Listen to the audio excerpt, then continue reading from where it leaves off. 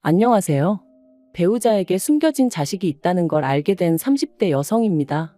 정말 이런 일은 영화나 드라마에서나 나오는 일이라고 생각했어요. 어쩌다 건너 비슷한 이야기가 들려와도 세상에 정말 그런 일이 있을 수도 있나 싶었고, 한편으론 심심한 사람들이 지어낸 헛소리라고 생각했고요. 그런데 제 남편이란 사람이 그런 짓을 하고 다녔다니. 지금이야 어느 정도 상황이 정리되었지만 여전히 그때를 생각하면 심장이 벌렁거리고 믿겨지지가 않아요. 분하고 억울하고 치가 떨릴 뿐이죠. 원래 저는 대전에서 나고 자라 지금의 직장으로 이직하기 전까지 줄곧 부모님과 함께 살았어요.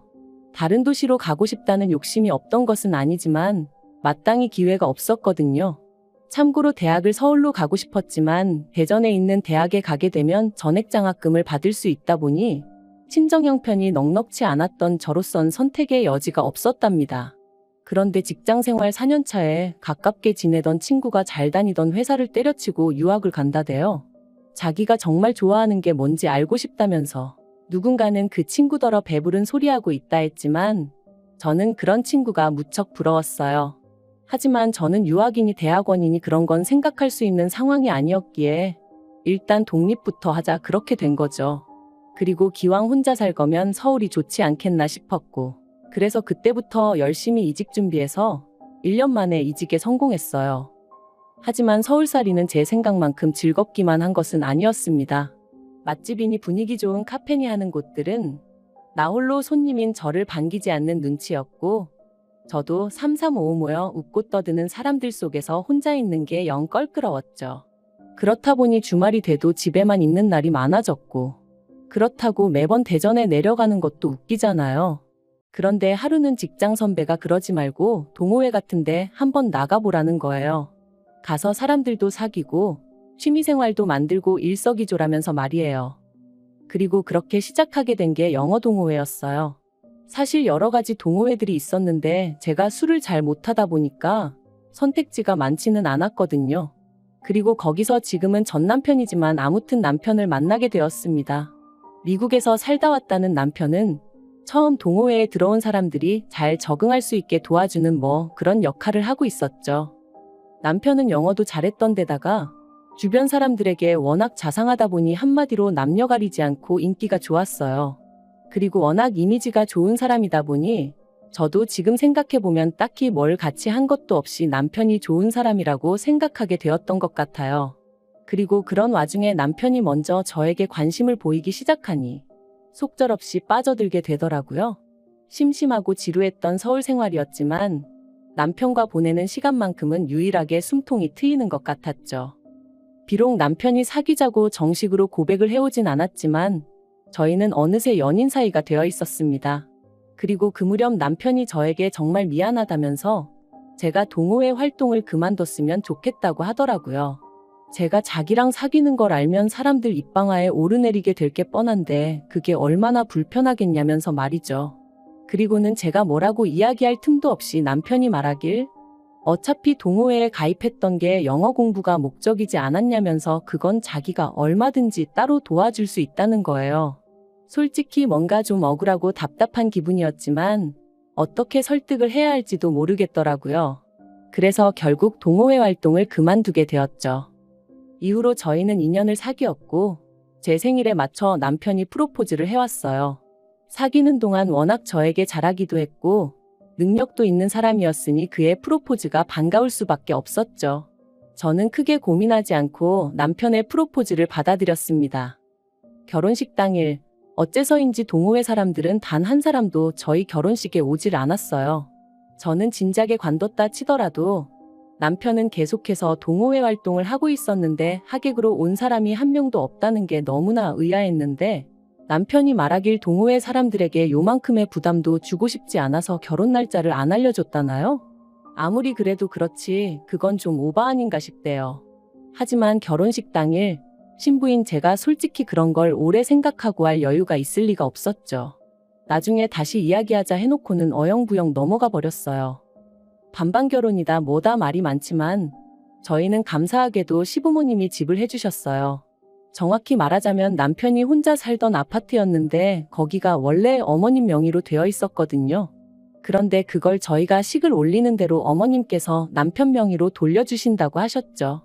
게다가 혼수도 꼭 필요한 것만 사오라면서 예단은 안 해도 된다 하시는데 저희 친정 사정 때문에 그러시는 건가 싶어 감사하면서도 그래도 저도 한 번 하는 결혼식인데 너무 안 해가면 나중에 뒤에서 말 나온다 소리를 한두 번 들은 게 아니었던지라 어떻게 하는 게 좋을까 고민이 되대요.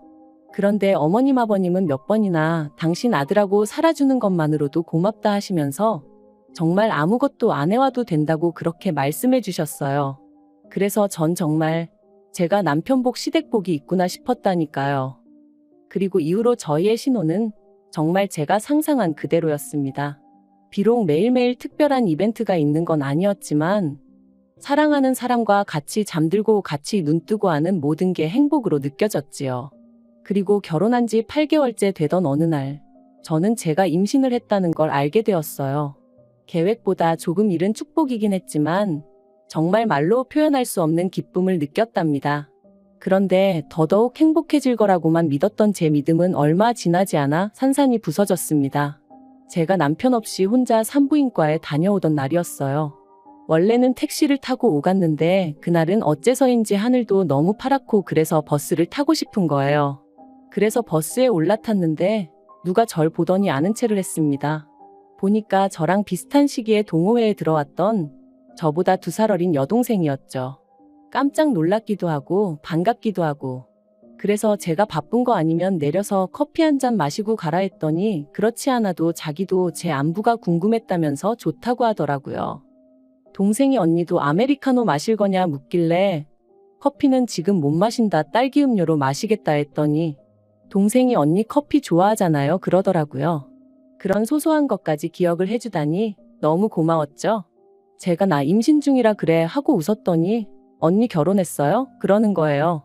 좀 당황스럽더라고요. 동호회를 관둔 게 아니라면 제가 결혼한 걸 모를 리가 없는데 싶었으니까요. 그래서 너도 동호회 이제 안 나가냐니까 아니라고 자기 엄청 열심히 나간다대요. 이땐 정말 뭐랄까 뭔가 쎄한 기분이 들더라고요. 그래서 나 동호회 팀장 오빠랑 결혼했다니까 동생이 누구요? 하더니 아, 그 오빠도 관둔 지 꽤 됐잖아요. 그러는 거예요. 제가 그럴 리가 있냐고 지난주에도 동호회 활동이라며 2번이나 나갔는데 하니까 다른 동호회랑 착각한 거 아니냐면서 아무튼 저랑 자기가 있던 그 동호회는 아니랍니다. 그리고 이후로 나눈 대화는 솔직히 제대로 기억도 안 나요. 무슨 이야기를 주고받았는지 하나도 귀에 들어오지가 않았거든요. 온통 제 마음은 매번 동호회에 간다고 했는데 동호회에 간 게 아니면 어디에 갔던 거지? 그뿐이었죠. 아무튼 동생과 연락처를 주고받은 뒤 집에 돌아왔습니다. 초조하게 남편을 기다리고 있는데 남편에게 전화가 왔어요. 갑자기 동호회 번개가 잡혔다면서 잠깐 얼굴 좀 비추고 오겠다는 거였죠. 제가 어디서 하냐 물으니 집에서 꽤 먼 동네를 대면서 말이에요. 그래서 가지 말고 그냥 오라고 했어요. 할 얘기도 있으니 지금 바로 오라고요. 사실 그때까지도 남편이 동호회 활동으로 어디 간다 뭐 한다 했을 때 한 번도 막은 적이 없었거든요. 어쨌든 그 동호회 덕분에 제가 남편을 만났다 생각했기에 동호회 활동은 뭐가 됐건 간에 다 좋게 봐주려고 했었죠. 그런데 그런 제가 가지 말라 하니까 남편도 꽤나 당황한 것 같더라고요. 그리고 한 2시간쯤 흘렀을까 현관문 열리는 소리와 함께 남편이 모습을 나타냈어요. 그런데 동호회 번개에 못 가게 해서 그런가 산부인과 갔다 온 걸 알 텐데 뭐 하나 물어보지도 않고 툴툴거리며 안방으로 들어가 버리더라고요.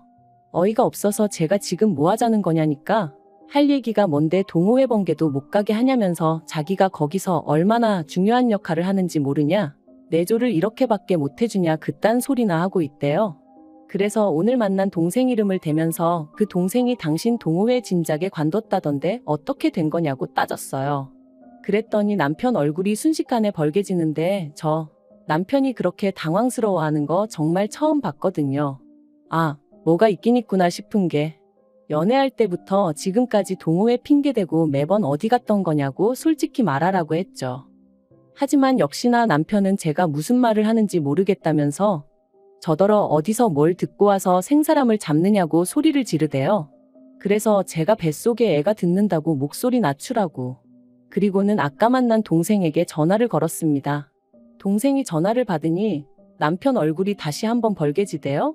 그래서 제가 오늘 그 동호회 뭐 번개 같은 거 하냐니까 동생이 언니 아까부터 이상한 소리만 한다면서 공부하는 동호회의 번개는 무슨 번개냐고 그런 거 없어요 그러더라고요. 그리고 그제서야 남편이 하는 말이 실은 자기가 그냥 자유시간이 필요했다 그런데 제가 괜한 오해를 할까봐 동호회를 팔았다 미안하다 그러더라고요. 어이가 없었죠. 제가 연애하는 동안 남편을 구속하기라도 했으면 모를까. 오히려 주변에서들 남편을 너무 믿는 거 아니냐, 너무 풀어주는 거 아니냐 소리를 들을 정도였거든요. 그런데 무슨 자유시간이 필요했니어쩌니. 하지만 일단은 더는 뭘 추궁할래도 증거도 없고 그래서 알겠다고 앞으로 거짓말하지 말라고만 했네요. 하지만 여자의 직감이라는 게 이게 다가 아니다 싶었습니다. 그래서 이튿날 남편에겐 말하지 않았지만 회사에 반차를 냈어요. 그리곤 출근하는 척 나갔다가 다시 집으로 되돌아와 남편 방을 뒤지기 시작했네요. 남편을 못 믿어서 남편 핸드폰을 뒤졌다 뭐 그런 이야기를 들을 때면 뭘 그렇게까지 해가면서 살아, 차라리 이혼하고 말지. 그렇게 말하던 사람이 바로 저였는데 스스로 꼴이 우스워 헛웃음이 다 나더라니까요. 그러다 결국 저는 남편의 노트북에서 웬 여자와 아이가 함께 찍힌 사진을 발견했습니다. 그리고 그 여자는 자세히 보니 제가 아는 여자였어요. 저와 마찬가지로 그 망할 동호회에 있던 여자였죠. 다시 동생에게 전화를 걸어 그 여자 인상착의를 말하니 단박에 누군지 알아채대요. 그래서 그 여자 연락처를 알아냈습니다. 여자에게 연락했고 그렇게 알게 된 사실은 충격적이었어요. 여자는 제 존재를 알고 있었는데 실은 저랑 남편이 사귀기 전 자기랑 남편이랑 사귀던 사이였답니다. 결혼 이야기까지 나왔었는데 저희 시부모님이 반대해서 결국 헤어졌다고요. 그리고 얼마 안 있다가 저랑 남편이랑 연애를 시작했고 자기도 그제서야 임신한 걸 알았다면서. 하지만 남편이 저랑은 못 헤어진다 하고 자기는 애아빠가 필요해서 일주일에 한두 번 만나서 아빠 노릇 해주는 조건으로 관계를 이어가고 있는 거라대요. 그러면서 저희 남편은 아무 잘못이 없고 다 자기가 잘못한 거라는데 이건 무슨 지가 대단한 사랑을 하고 있는 줄 아는 건지 웃기지도 않았죠. 그래서 니들 둘 다 똑같은 XX들이라고 육갑 떨지 말라고 했어요. 그랬더니 자기도 솔직히 저 만나면 하고 싶은 말이 많았는데 참는 거라면서 엄밀히 말해서 자기가 먼저 사귀던 사이니 자기가 본처고 제가 첩 아니냐는 거예요. 이게 미쳤나 싶어서 그럼 네가 나 한번 상간녀로 고소해보라 했습니다. 나는 할 거니까 너도 꼭 해보라고요.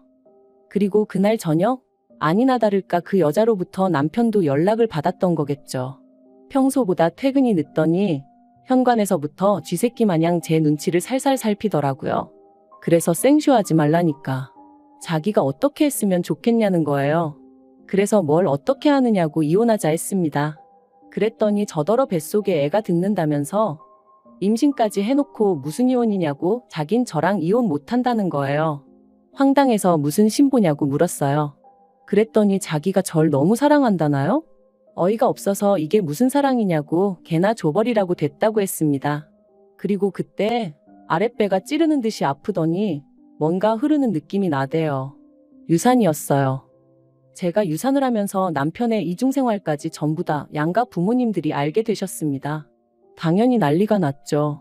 하지만 제가 정말 충격을 받은 건 시부모님이 보이신 행동 때문이었어요. 미안하다 하시면서도 이렇게 된 거 그 여자한테서 당신 핏줄은 데려와야 하지 않겠냐며 저더러 걔 엄마가 되어주라셨거든요. 그게 말이 되냐 제가 소리를 질렀어요.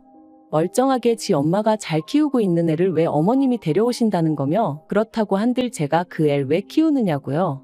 사실 저는 그 여자도 싫었지만 이 모든 일의 중심에는 남편이 있다고 생각했거든요.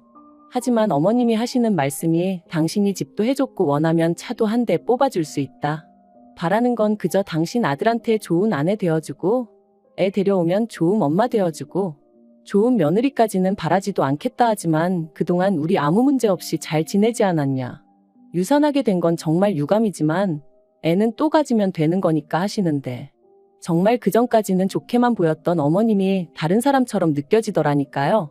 당연히 죽어도 싫다고 했고 상간녀 소송하고 이혼 소송하겠다 했어요. 그리고 제 집만 챙겨서 바로 친정부모님이 계신 곳으로 향했죠.